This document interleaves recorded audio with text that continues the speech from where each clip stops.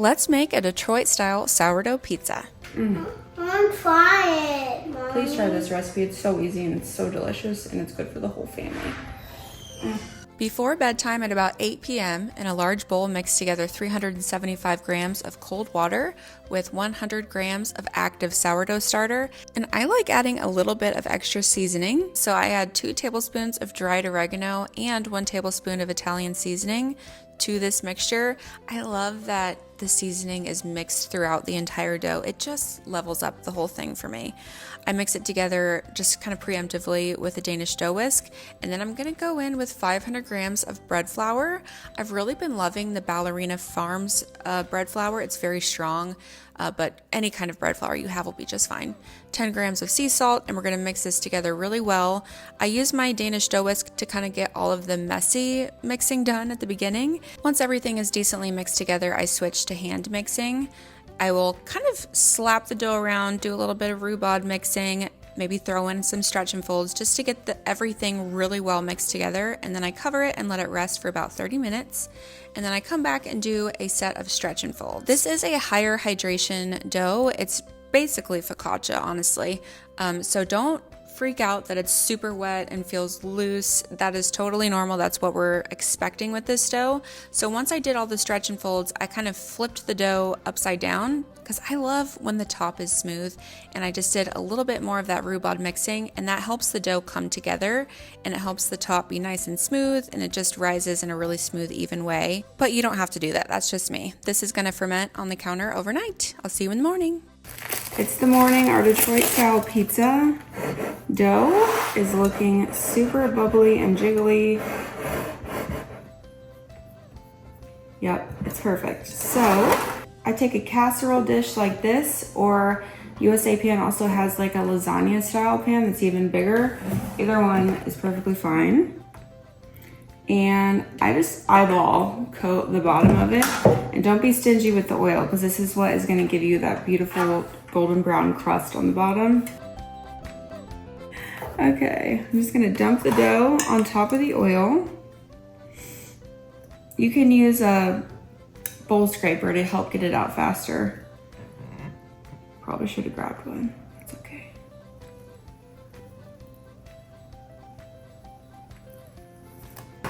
And now I'm just gonna let this hang out in this casserole dish for about 20-ish minutes, and then I'll come back and I'll start spreading it out to make sure that it's covering the entire pan.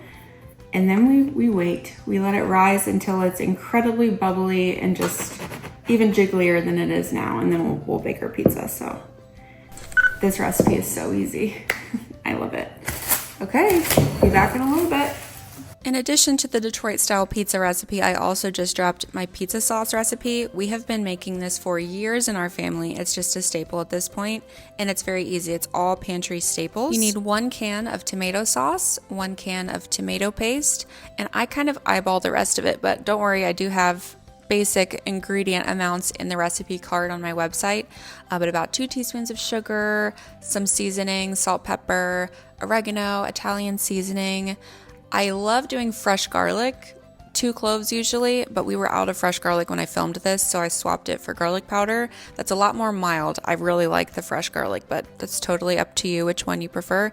And I usually throw in about a tablespoon or so of olive oil. I don't know that I caught that on camera, but this is what it looks like. Okay, we're back, and we're going to stretch the dough out to the edges of the pan. I forgot to say in the last clip, but I did remember to cover it with plastic wrap so that the top of the dough does not dry out. So you want to get your fingers kind of like dipped in the oil, otherwise you might stick to the dough because this is quite a sticky, high hydration dough. And we're just going to gently nudge this to cover the entire pan, kind of using like a dimpling motion, and sometimes I'll grab underneath and kind of pull, kind of like you would with the stretch and fold, just to encourage the dough to kind of spread out and even out. If it resists you so much and it keeps springing back, just cover it and wait another 20 minutes and come back and do it again.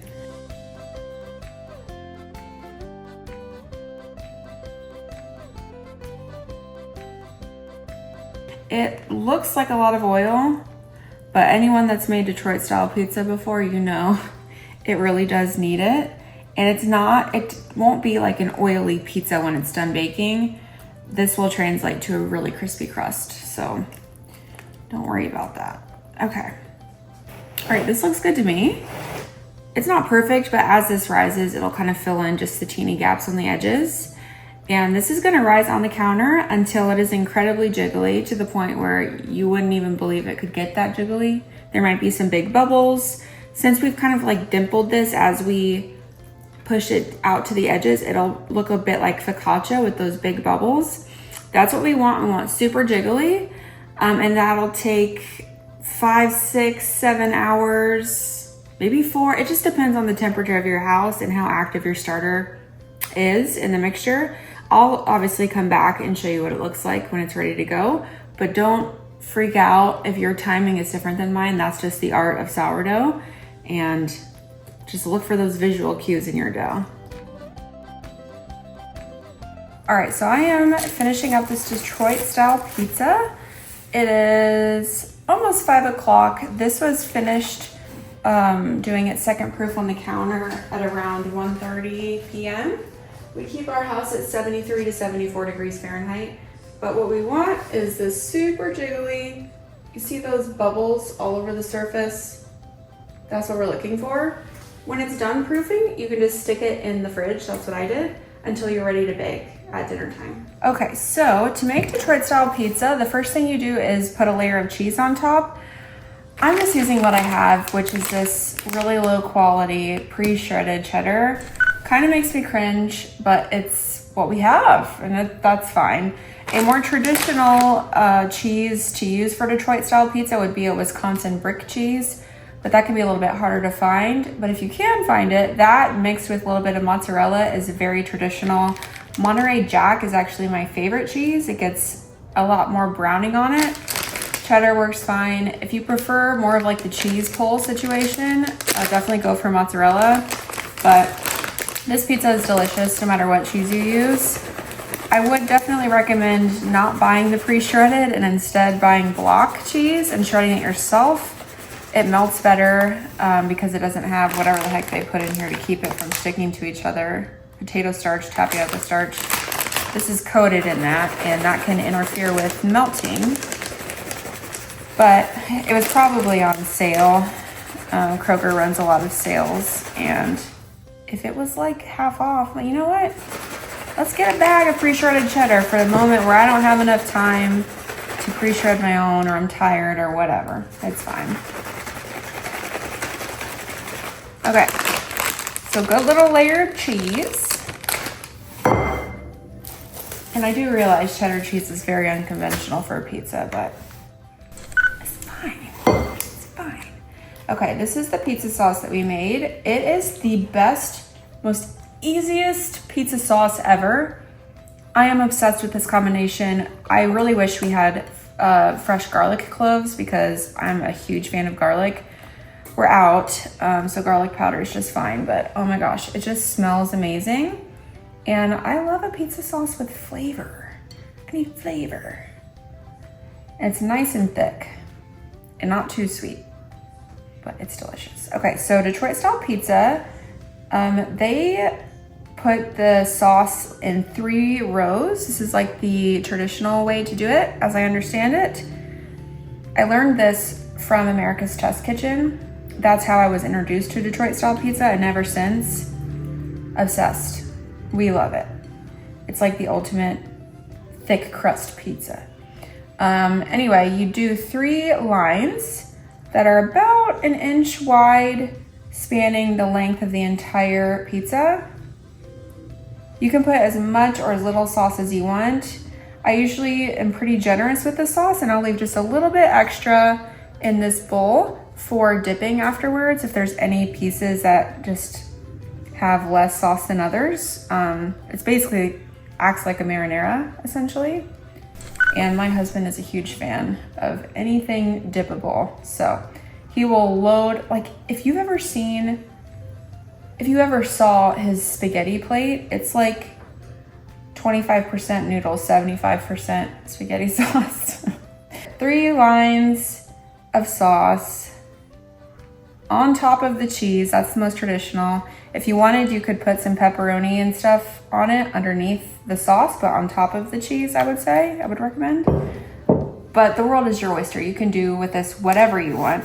This is just the most traditional way to do it, and we love it like this because we slice in between the two. Anyway, this goes in the oven at 500 degrees for about 15 minutes, but keep an eye on it because you don't want it to burn, but you want to wait until the cheese on top gets nice and melty and golden brown. So, into the 500 degree hot oven we go. Oh, look how good that looks. Oh my gosh. I actually had to bake this one for around 20 minutes instead of 15 minutes. And I think it's because this was refrigerated first. Normally I don't refrigerate it. I just bake it right away, but today I waited, so keep that in mind. Okay, now for the hard part.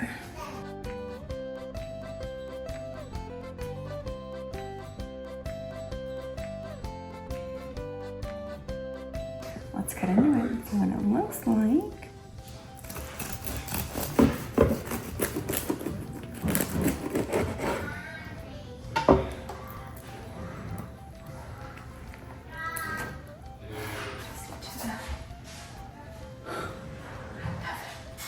So this makes 12 slices and it feeds 4 to 6 people. And I'm really excited. My husband and I are going out on a date night because it's Friday and that's our thing. So this is for the kids and the babysitter and I'm jealous. So jealous.